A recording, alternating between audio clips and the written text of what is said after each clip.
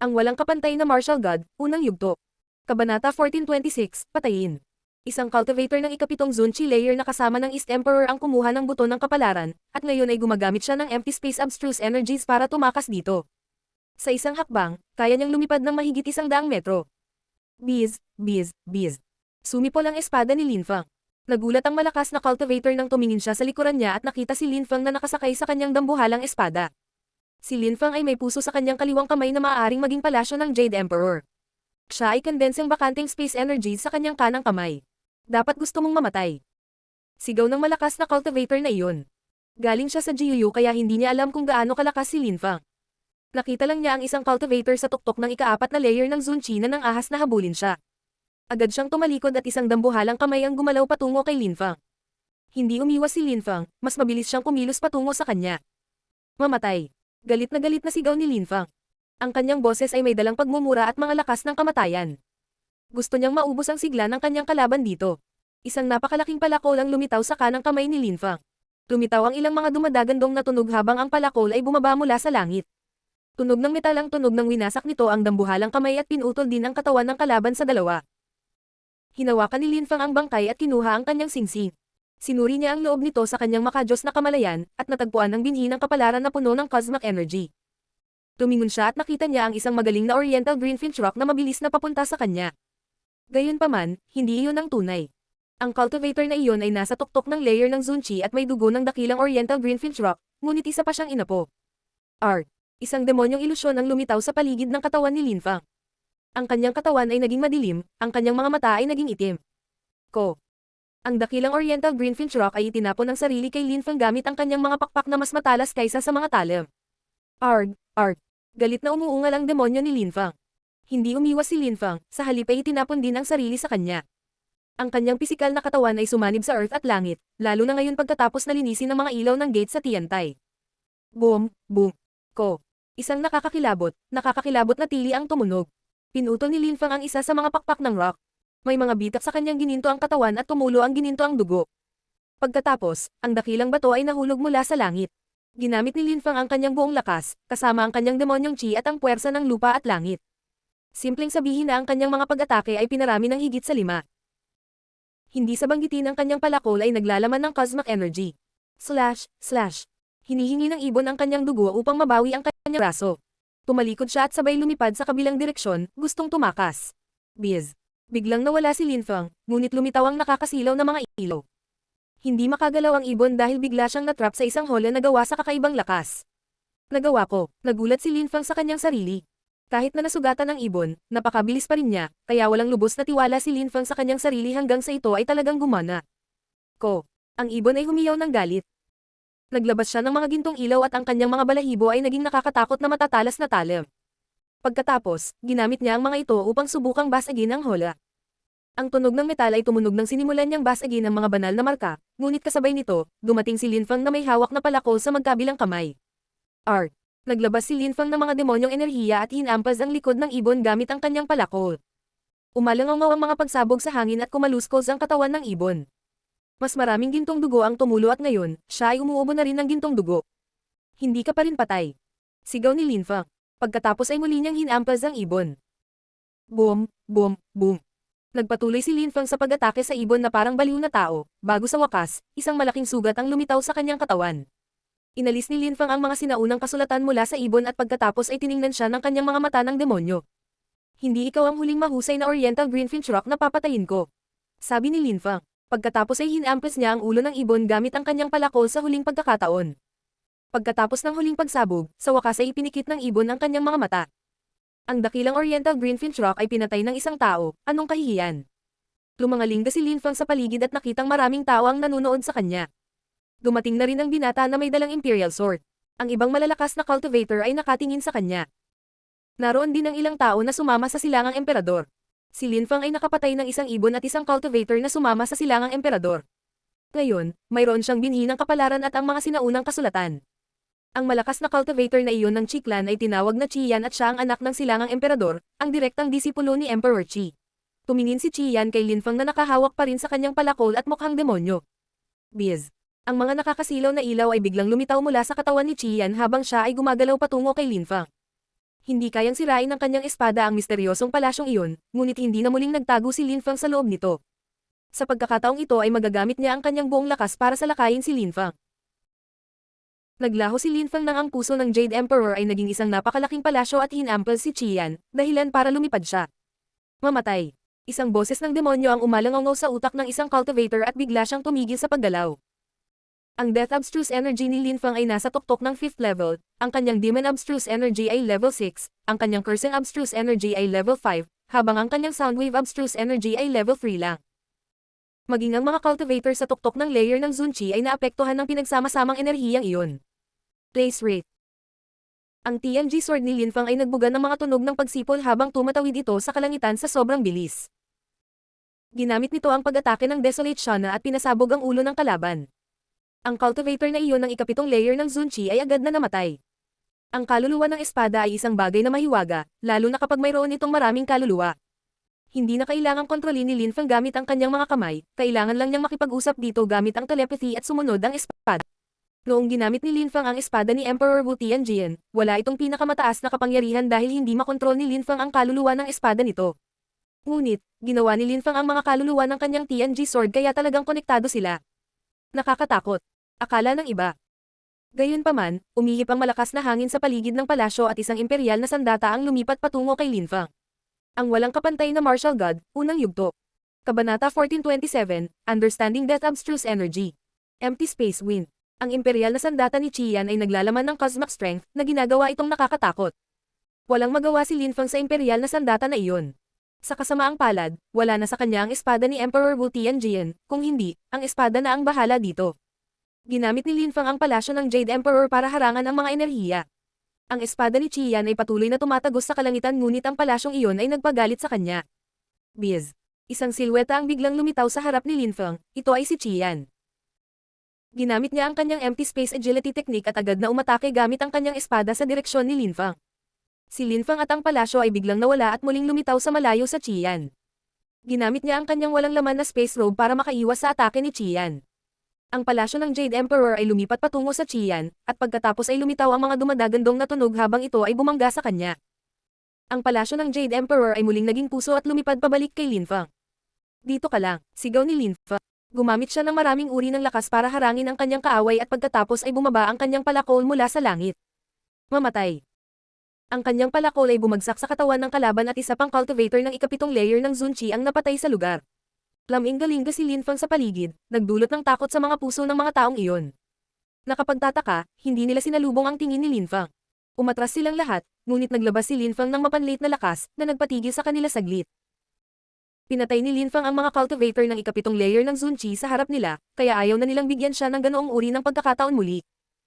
Sinulyapan sila ni Lin Fang, ngunit hindi pa rin sila ng ahas na lumapit sa kanya. Malamig na umungol si Lin Fang at agresibong sinabi. Isang bangkos ng basura. Sumulyap muli si Lin Fang kay Qian at malamig na sinabi. Tumigil ka, gustong gamitin muli ni Qian ang kanyang espada, ngunit napatigil siya sa sigaw ni Lin Fang. Tiningnan niya si Lin Fang na may kaunting inis. Gumagamit si Lin Fang ng palasyong gawa sa cosmic energies, kaya hindi ito kayang sirain ng kanyang espada, na isang imperial na sandata. Bukod pa rito, si Lin Fang ay mayroon ding walang laman na banal na sandata na nagpapahintulot sa kanya na mag-teleport palayo sa isang sandali. Dahil hindi mo ako kayang patayin, tumakas ka na lang. Huwag mo akong sayangin ang oras ko, sabi ni Lin Fang. Kung wala sa iyo ang lahat ng mahahalagang kayamanang iyon, napatay na sana kita. Sabi ni Qian. Walang hiya ka talaga, sabi ni Lin Fang sa mapanghamak na paraan. Tila nakalimutan ni Qian na gumagamit siya ng imperial na sandata. Pagkatapos, tumalon si Lin Fang papunta sa kanyang napakalaking espada at gumapang sa kalangitan. Pag-alis niya, sinabi ni Lin Fang. Sana mabuhay ka pa ng kaunti. Hindi hinabol ni Qian si Lin Fang dahil tama si Lin Fang, dahil hindi niya ito kayang patayin, walang kabuluhan ang paghabol sa kanya. Pareho silang nag-aaksaya ng oras sa pakikipaglaban sa isa't isa. Maaari siyang manghuli ng iba pang mga buto ng kapalaran. Lahat ng tao dito ay malakas ang loob, lalo na ang mga pangunahing disipulo ng ilan sa mga grupo, at higit pa sa mga may imperial na armas. Hindi ko pa sila matatalo. Isip ni Lin Fang habang nakasakay sa kanyang dambuhalang espada. Si Lin Fang ay hindi nakakaramdam na ligtas sa mundong iyon. Kailangan niyang maging mas malakas pa. Dapat ba akong magsanay ng paglilinang o subukang maghanap ng higit pang mga buto ng kapalaran? Isip ni Lin Fang. Hindi siya magiging ganoon kalakas kung magsasanay siya ng kultibasyon sa loob lamang ng maikling panahon, lalo na kung isa sa alang-alang na nakalimutan niya ang tungkol sa oras kung kailan siya nagsasanay ng paglilinang. Ang mga buto ng kapalaran ay ang mga susi sa banal na lungsod. Gayunpaman, kung nais niyang maging mas malakas, kailangan din niyang pumunta sa banal na lungsod, at sa gayon ay mangangailangan ng higit pang mga buto ng kapalaran. Pag-aaralan ko ang Death Abstruse Energy pagkatapos. Isip ni Linfang. Bumalik siya sa lugar kung saan naroon ang patay sa simula. Iyon ay isang sulok ng Zuyu, ngunit ang pasukan din ng mundong iyon. Si Death Chi ay makapal at mayaman doon, perpekto para sa pag-aaral. Nang dumating si Linfang, napansin niyang itim pa rin ang lupa at naglalaman ng tiwangwang na chi. Ang mga nakakainis na uwak na iyon ay lumilipad pa rin sa itaas. Hindi alam ni Linfang kung paano pa rin sila na-animate. Dati, kontrolado sila ng patay, pero ngayon ay wala na kaya paano sila nagpatuloy sa paggalaw. Lumapag si Linfang sa harap ng maliit na cabin kung saan naninirahan ang patay. Lalong makapal ang Death Chi doon. Ko. Humiyaw ang mga uwak, na pinalamig si Linfang. Ang kanyang TNG sword ay gumuhit sa kalangitan at agad na tinaga ang mga uwak. Slash. Sunod-sunod na bumagsak ang mga uwak mula sa langit. Isang uwak ang nakalusot at nagtungo kay Linfang. Mamatay. Bumalik ang kanyang TNG sword at tinutukan ng uwak na iyon. Kasabay nito, tinawag ni Linfang ang kanyang lakas ng dugo, na naging sanhi ng pag-awit ng dragon. Isip-sip. Sigaw ni Linfang. Ang kanyang siyam na ulo ng dragon ay umungal at hinigop ang nakakatakot na lakas na nagmumula sa uwak. Sa sandaling lamunin ng dragon ang uwak, ang kamatayan na si Chi ay pumasok sa katawan ni Linfang. Gayunpaman, naglabas si Linfang ng buhay na abstruse na enerhiya upang protektahan ang kanyang sarili. Ang aking espiritu ay hindi natatakot sa lakas ng mga patay na uwak. Nagulat si Linfang. Sumigaw siya. Sip-sip. Mukhang baliw ang siyam na ulo ng dragon. Ipinagpatuloy nila ang pagkain ng mga uwak, na nagdaragdag pa sa pagkamatay ni Chi na pumapasok sa dugo ni Linfang. Bagamat sinisira nito ang kanyang dugo, binabago niya ang enerhiya ng kamatayan na iyon sa kanyang sarili. Makalipas ang mahabang panahon, sa wakas ay kumalma na rin siya. Sinimulan niyang pag-aralan ang Death Abstruse Energy at nalaman niyang mas madali na ngayong na-absorb niya ang Death Chi. Lalo na nang makita kung paano niya ito pinagsama sa kanyang kaluluwa. Lumipas ang isang buwan at si Linfang ay napapalibutan pa rin ng nakakatakot na kamatayan na si Chi. Ang kanyang Death Abstruse Energy ay nasa level 6 na ngayon, na nangangahulugang madali niyang mapatay ang mga cultivator ng ika-6 na layer ng Zun Chi at sa ilalim nito. Kung gagawin niya itong pinagsama-sama ng iba pang mga abstruse na enerhiya, kung gayon ang kanyang mga pag-atake ay magiging mas nakakatakot. Gayunpaman, sa sandaling iyon, sa loob ng cabin, dalawang puting ilaw ang kumikinang. Naging itim ang paligid, maliban sa dalawang puting tuldok na iyon. May nakangiti kay Linfang. Pagkalipas ng 3 buwan, ang pagkamatay ni Linfang na si Chi ay mas nakakatakot. Ang kanyang Death Abstruse Energy ay level 7 na ngayon. Sa wakas, mataas na antas ng abstruse na enerhiya. Sa araw na iyon, idinilat ni Linfang ang kanyang mga mata at tumigil sa pagsasanay ng cultivation. Ngunit nang imulat niya ang kanyang mga mata, nawala ang dalawang puting mata sa cabin. Ang walang kapantay na martial god, unang yugto. Kabanata 1428, isang balangkas na nangunguna sa daan. Hinigop ko ang Death Chi mula sa mga uwak at gagawin kong isama sa aking dugo at pag-aaralan ito. Sa wakas, gumana ito. Isip ni Linfang, naramdaman ng kanyang level 7 Death Abstruse Energy. Ang Death Abstruse Energy ay iba sa ibang abstruse energies. Ang Death Abstruse Energy ay maaaring sirain ang Life Abstruse Energy, at ang paghahalo nito sa Cursing Abstruse Energy ay naging mas nakakatakot. Isang prutas ang lumitaw sa kamay ni Linfang, isang bunga ng puno ng body. Agad itong inilagay ni Linfang sa kanyang bibig at ngumunguya. Gamit nito, ang demonyong si Chi ay tumagos sa kanyang katawan. Ito ang kanyang paraan upang mapabuti ang kanyang lakas ng demonyo. Mayroon siyang tontoneladang bunga ng puno ng body, ngunit hindi niya pa rin sinasayang ang mga ito. Pagkatapos ay kumain si Linfang ng ilang abstruse tablet na nakuha niya sa Fortune City. Dirty Bird, mas mabuting hindi nakita-makita. Ang mga mata ni Linfang ay puno ng determinasyon sa kamatayan. Tumayo siya at tumingin sa malayo kung saan niya nakita ang dalawang puting ilaw na iyon. Sino yan? Naglabas si Linfang ng hindi kapani-paniwalang dami ng layunin ng kamatayan. Isa pang halimaw. Bukod pa rito, ang silhouette na iyon ay nakasuot ng nakahod na itim na robe kaya hindi makita ni Linfang ang kanilang ulo. Bukod sa dalawang puting ilaw na iyon, kadiliman lang ang nakikita niya. Wo. Umalangaw ang kakaiba at mahiwagang tunog ng panaghoy. Tumingon ang silhouette at sumulyap kay Linfang. Ano ang impyerno ng bagay na iyon? Isip ni Linfang. Ang bagay sa robe ay tila maliit at ito ay ganap na walang chi. Gayunpaman, ang bagay na iyon ay tila humihiling kay Linfang na sundan siya. Gusto mo sundan kita? Sabi ni Linfang habang naglalakad pasulong. Lumapit si Linfang at nakita ang isang puting bungo sa ilalim ng hood. Tumango ang tao, ibig sabihin ay naiintindihan niya si Linfang. Napaawang ang bibig ni Linfang. Sa mundong iyon, tila mapanganib at kakaiba ang lahat, ngunit wala pa ring nabubuhay doon. Parehong wala ng buhay ang namatay na lalaki at ang babae. Ngayon, isang balangkas ang humihiling kay Lin Feng na sundan siya. Baka may espiritu siya o may kamalayan. Tara na, sabi ni Lin Feng. Gusto niyang makita kung saan siya dadalhin ng kalansay. Ang balangkas ay mukhang kakaiba at napakabagal. Kinuha ni Lin Feng ang kalansay at inilagay ito sa kanyang dambuhalang espada, sinabihan siyang manguna. Dinala siya ng kalansay sa isang kagubatan kung saan napakaluma ang chi.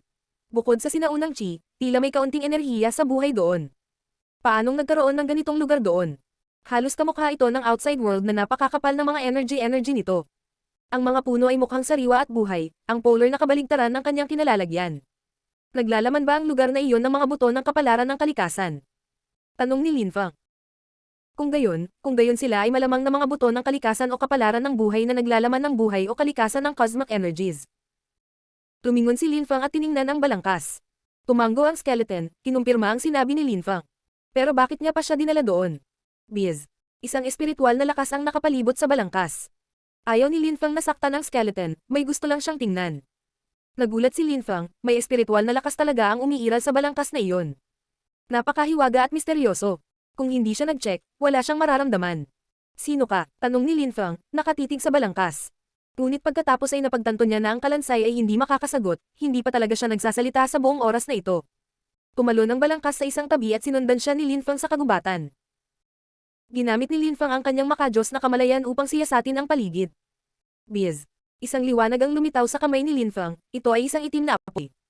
Dahan-dahan itong nasusunog sa kanyang kamay na may mga demonyo at apoy na mga enerhiyang abstruse.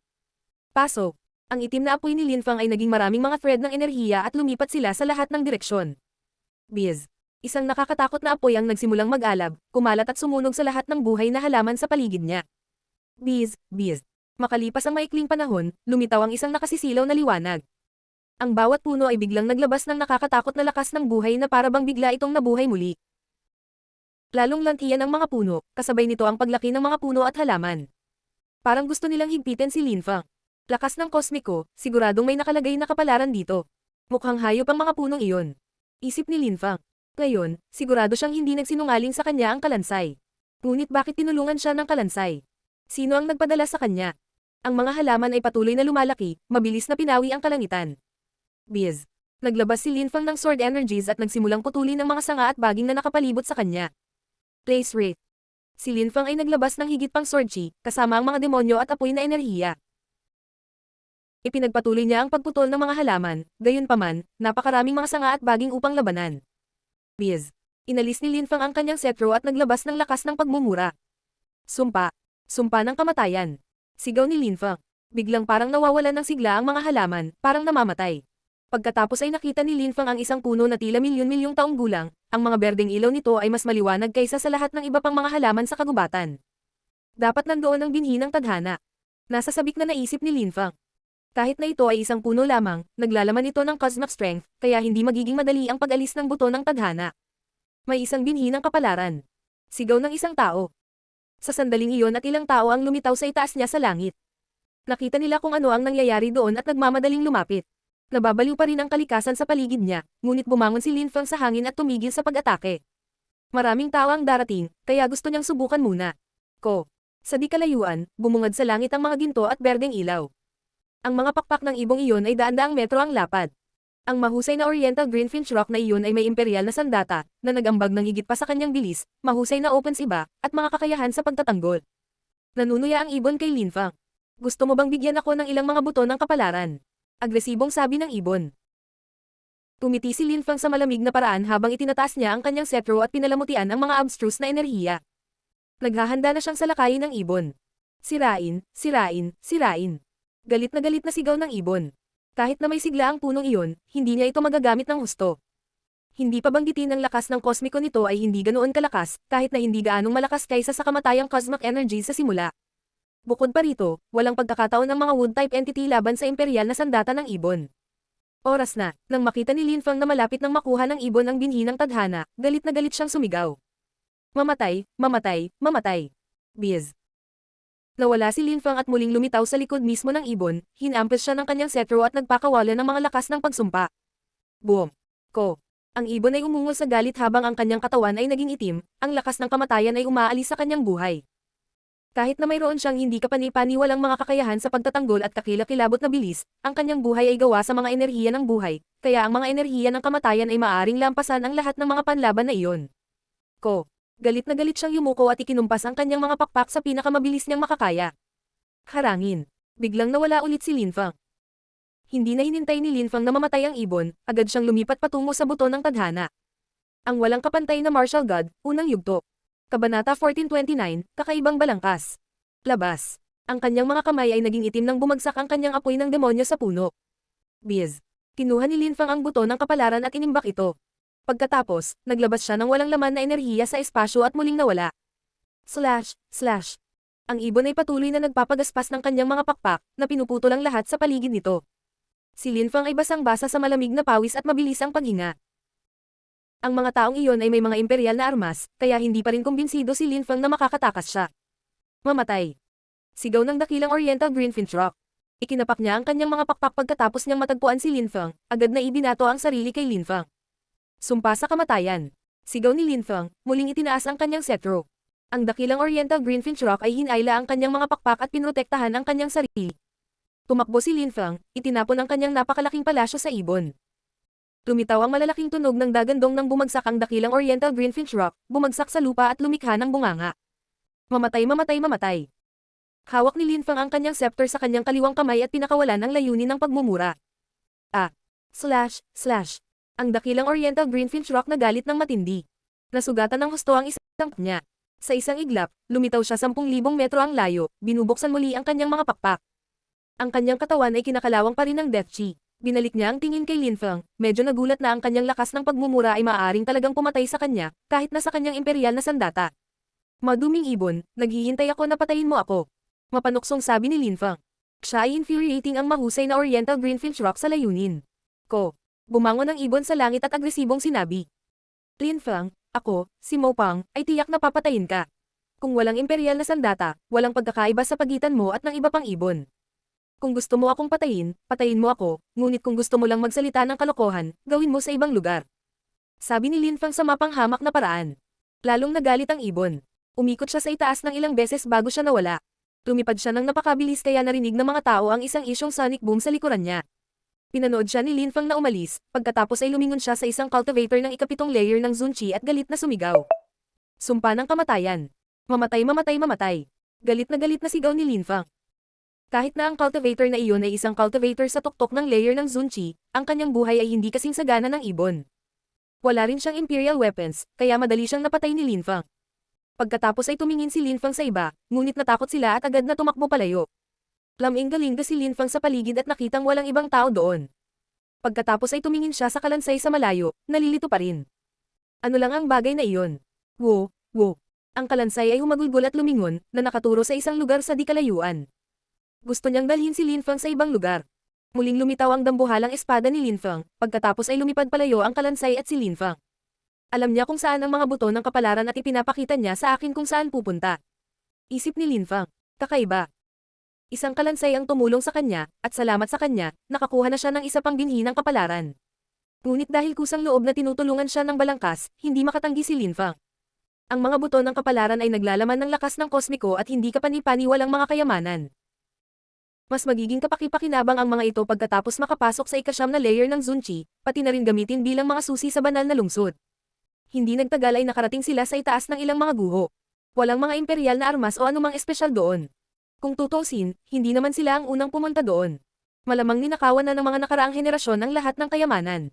Ano ang magiging susunod na lugar? Sa pagkakataong ito, dinala ng skeleton si Linfang sa hanay ng bundok ng Yunhai at itinuro ang isang kagubatan, ang Blackwind Mountain. Nanatiling tahimik si Linfang sa kanyang espada nang makita kung paano siya hindi nakakausap ng maayos sa balangkas. Pumasok silang dalawa sa gubat at saka muling humagulgol ang kalansay. Huminto si Linfang upang makita kung ano ang kanyang iniiyakan. Wo. Itinuro ng kalansay ang isang puno. Nagulat si Linfang, isang puno na naman. Ngunit iba ang punong iyon sa nauna, tila patay na ito at tila walang laman na buto ng tadhana. Sigurado ka bang may fate seed sa loob? Tanong ni Linfang. Walang humpay na tumango pabalik ang kalansay. Sige, lumayo ka. Itinaas ni Linfang ang kanyang kamay at pinalamutian ang apoy ng demonyo habang ang kalansay ay tumabi. Pagkatapos, inatake ni Linfang ang puno. Nagulat si Linfang, tumama ang apoy sa puno at agad na nawala. Isang ilusyon. Hulaan ni Linfang na maaaring ito ay ilusyon na cosmic energies. Hindi pwede, talagang totoo ang punong iyon. May pamilyar siyang pakiramdam dito. Medyo malapit pero malayo pa rin talaga, ganoon din ang pakiramdam ko kapag ginamit ko ang so close yet so far technique. Isip ni Linfang. Iyon ay walang laman na lakas ng espasyo. Ang punong iyon ay nasa ibang espasyo kaya hindi ito masusunog ng apoy ng demonyo. Katulad noong ginamit niya ang so close yet so far technique, hindi siya maabot ng mga tao. Empty space cosmic strength, ang punong iyon ay isang kayamanan din. Isip ni Linfang. Tumigil siya sa pagkondense ng apoy ng demonyo habang naglalakad papunta sa puno. Inunat niya ang kamay at gaya ng inaasahan, hindi niya ito mahawakan. Nasaan ang buto ng kapalaran at paano ko ito makukuha? Bulong ni Linfang. Pagkatapos ay naglabas siya ng walang laman na espasyo na abstruse na enerhiya at tila namuo ito sa walang laman na lakas ng espasyo ng puno. Lumakad pasulong si Linfang at pumasok sa puno, nawala sa paningin.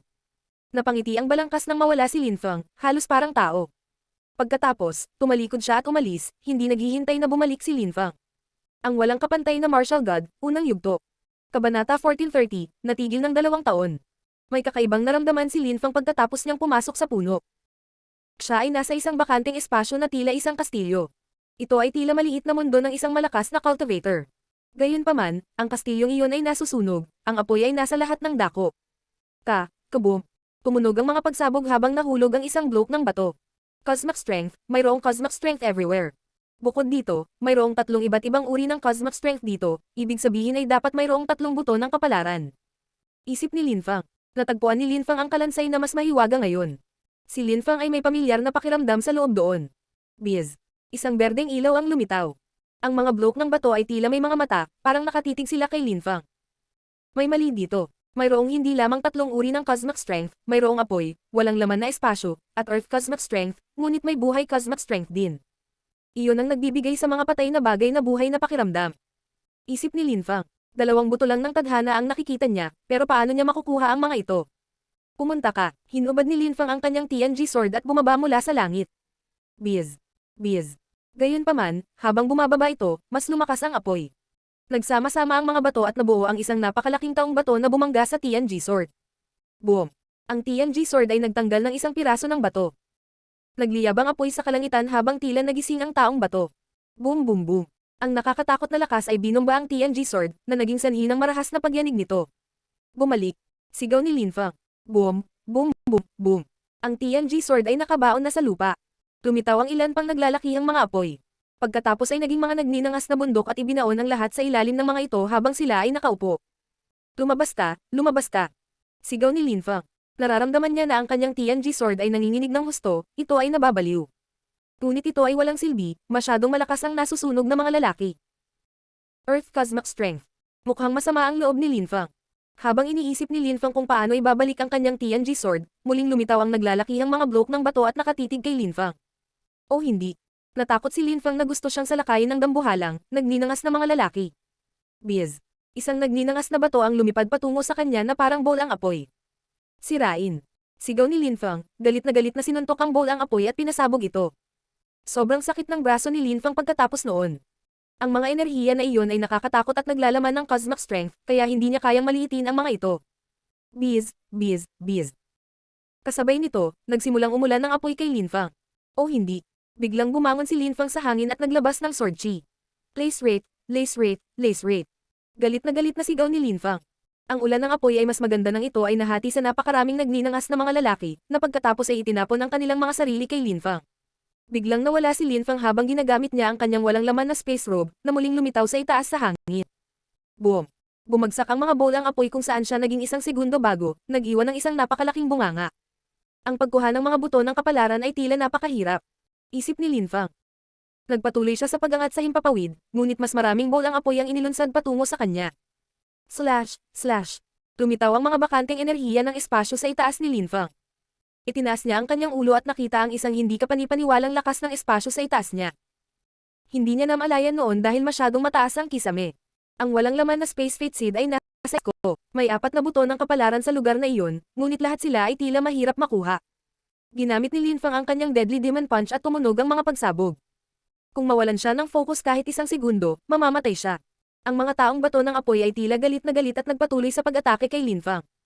Sinuntok ni Linfang ang isa sa kanila at gumalaw na parang hangin bago sinuntok ang isa pa. Asar. Patuloy na sinisira ni Linfang ang nasusunog na mga bato, ngunit nakaramdam siya ng labis na pagkabalisa. Laming-galing si Linfang sa paligid na naghahanap ng labasan, ngunit wala siyang nakita. Walang labasan at ang kanyang TNG sword ay naipit doon. Boom! Gumalaw si Linfang na parang hangin at umiwas sa susunod na alon ng mga pag-atake. Naglabas siya ng hangin at walang laman na enerhiya sa espasyo para iwasan ang lahat ng pag-atake. Dapat ba akong magtago sa loob ng palasyo ng Jade Emperor at magsanay sa loob nito? Isip ni Linfang. Pagkatapos, naisip niya. Dapat subukan ko munang mag-practice dito. Kung hindi yun gagana, papasok ako sa loob ng palasyo. Sirain. Ipinagpatuloy ni Linfang ang pagsuntok ng mga bato, ngunit napakarami pa rin ito.